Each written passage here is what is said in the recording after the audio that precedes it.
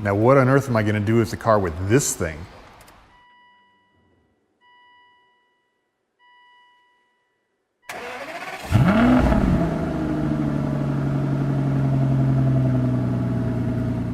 Well, welcome to another episode of Aston1936.com from the UK. And I'm here again with Mike from Bamford Rose. And today I wanted to bring up a topic that I see often in the forums, and I've only had to do once to my car. What's the proper way to jump start the car when it has a dead battery? And Mike, why does this get a lot of play in the forums? What's the risk with doing this right or wrong? It's not rocket science. I'm sure there's a few bad practices, and that's what's probably causing a few problems. I have a lot of cars delivered here with fried modules, maybe infotainment modules, airbag modules, whatever it is. Probably when everything has been low on battery voltage and there's been a jump pack put on, modules that were switched on, when battery voltage is low, it's hovering around 9 volts, a reset voltage, and it just causes spikes. So I think there's just a few best practice things to do to avoid problems. But in this shop, you know, Astons chew their way through batteries, yeah? So we have cars that are on low voltage, and we will need to use a jump pack. So the Nocco that you had there, you know, that one is 4,000 amps. That's going to turn over a truck engine when it's got no batteries. And we don't have any problems with that sort of jump. Problems that I see are where someone has used an old-fashioned boost pack and it's above 14 volts. So an old-fashioned boost pack, so that's like, I remember when I was an apprentice, we had a big black box on wheels. We'd roll over, we'd plug it into the wall, turn up the, you know, on the front of it, and then big cables, and, you know, do a Frankenstein start to the car. So would those do more than like 12 or 13 volts? Would those be like really high voltage? Some of those jump up to, you know, near on 20 volts. You can see it on the selector. And so in a car from the 1970s that didn't have any computers, that was no big deal, right? That was just sort of get your car started for sure. But that puts the new cars with computers in some peril. So what's this? Well, you know, for us old school people, to have 4,000 amps in something you can hold in your hands is incredible, because this would have been in a cabinet before, yeah? So, you know, they do smaller versions of this, like 2,000 amps, and they'll turn over a car no problem. Right. It doesn't need to be this big. Yeah, this is for turning over trucks. I got a 3,000 amp one off of Amazon, so, you know, that I was guessing that'd probably be appropriate, you know, to carry around with my Aston. Yeah, so I mean, if we just go over some of the sort of like real basic essentials, I would treat DB7 and Vanquish different than the modern era cars. How would you treat them differently? So what would be the approach for those? The electrics are fragile and they're rare, and you don't want to do anything to break them. If your car is flat, I would trickle charge it back into life. So that's really the only way. So if the battery voltage is really low, don't try and do a jump at all. Just get a trickle charger on there and try and bring the battery back to life. With a smart charger that can tell you if the battery is compromised. You know, you can get a brand new battery. If it's depleted totally, you risk internal shortage.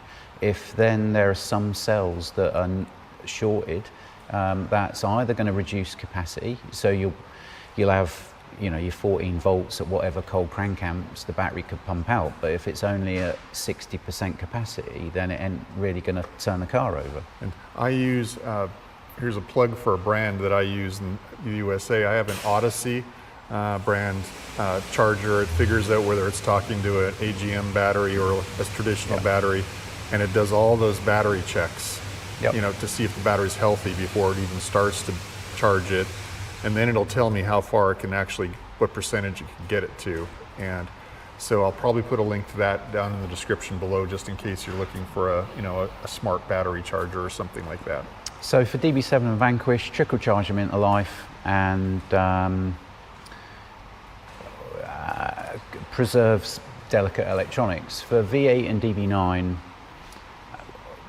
when you get to them and when you start to crank them over and they're audibly cranking over at well below crank speed, like, ruh. yeah, stop. Don't try and think that, oh, it will come to life and start, because when it's cranking over at that low speed, then you're very low on battery voltage. The ECU resets at something like 9 volts. Other modules will do. So you've got all the modules on the car powering up, resetting, powering up, resetting. And it's easy to be below 9 volts. I did a video a little while back on how to check to see if your battery was actually healthy, because my battery got to the end of its life cycle and I used it as a chance. And I was doing sort of all the recommended Aston load testing, you know, lights on, blah, blah, blah. And it was easy to dip that below 9 volts once that battery was weak. So you're saying basically at the 9 volt point, stuff just starts doing a reboot.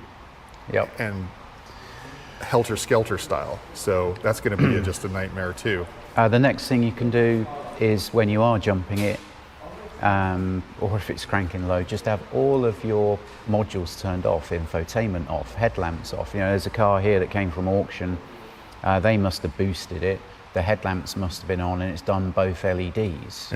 And for me, I have my headlights in the auto position. I don't even think about it, right? So my headlights must be off because the sun shines out.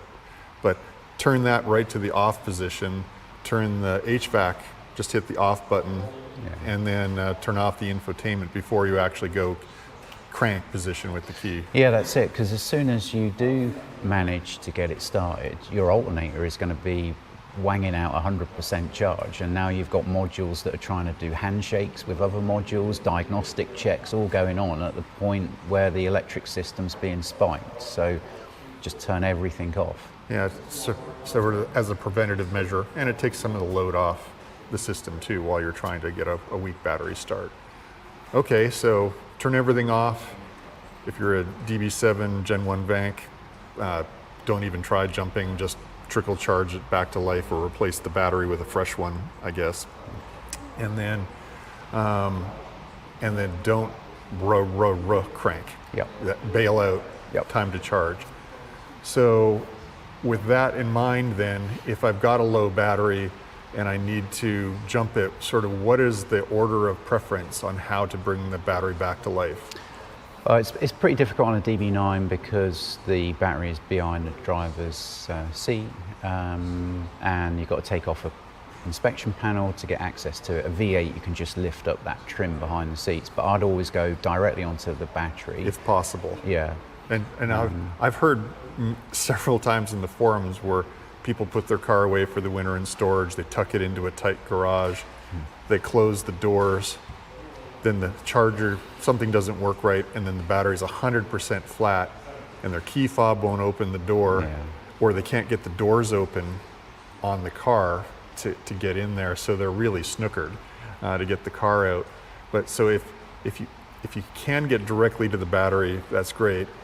If the trunk was still open, was still open, would you suggest a trickle charge is really the first thing? If you've got the time and you don't need to get it running right away on a DB9, just hook up your trickle charger and let it charge overnight? I think it's always best practice advice, but if you were to jump it off another car, or you were to put a jump pack on such as that Nocco, then directly onto the battery, that's going to be fine.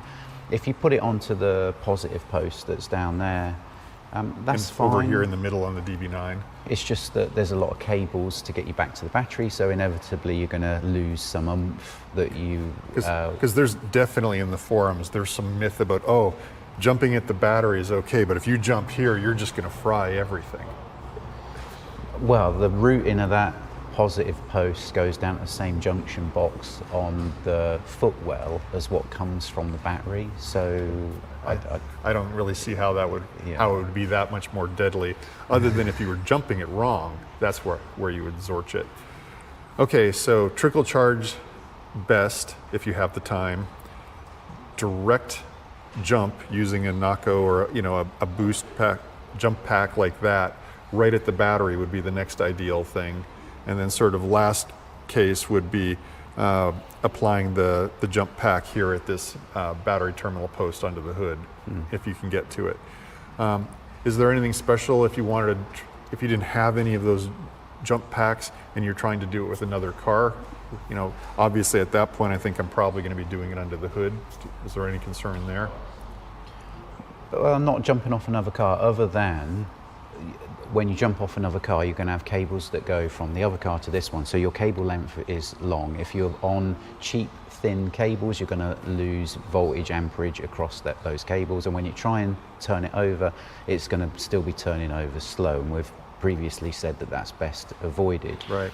I think what I would do if I was storing a car, or anyway, yeah, is at some point when you're doing maintenance on the car, whether it was a DB9 and you've got the battery tray off, when you buy one of these, you get your terminals that directly connect to the battery.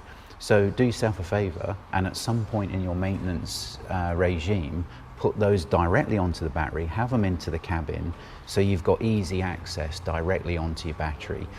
These are pretty cheap now from Amazon. They're a giveaway. Yeah, they're like 100, 120 US dollars, so maybe 100 pounds. Yeah, so if you've got that, if during your maintenance regime of the car you put your quick connectors onto the terminal and just route them into the cabin somewhere, you've got easy access to put that directly onto the battery, and that's the way out of, you don't have to jump it off another car, you don't have to have any of these risks. But then when you are supplying it a bit of oomph from a pack like that, just do the best practice thing of turning everything off, and then you don't risk spiking any module. So I'm sort of inspiration for another article for me. What I might do is get myself one of those jump packs that I'm planning maybe on keeping in the emergency kit in the back, in the boot of the car, you know, with the tool kit. Just keep one of those tucked away in there, and I might show how to fit the leads, and, you know, how to maybe tuck away the leads, you know, behind the seat, so you could still get to them if you ever need to boost your car. All right, well, that's good, all good stuff. So hopefully you found that interesting. Down here you'll find a link to my companion blog article, where I'll probably link to some of the topics that we talked about here today. Up here you'll probably find a link to some video that's related to batteries. If you like to get videos like these, please go ahead and subscribe with the link down here. And as always, I'd love to hear your comments. Please leave these down below. Have you ever zorched a module when you've been jumping your car? I'd like to hear about it. Thanks for watching.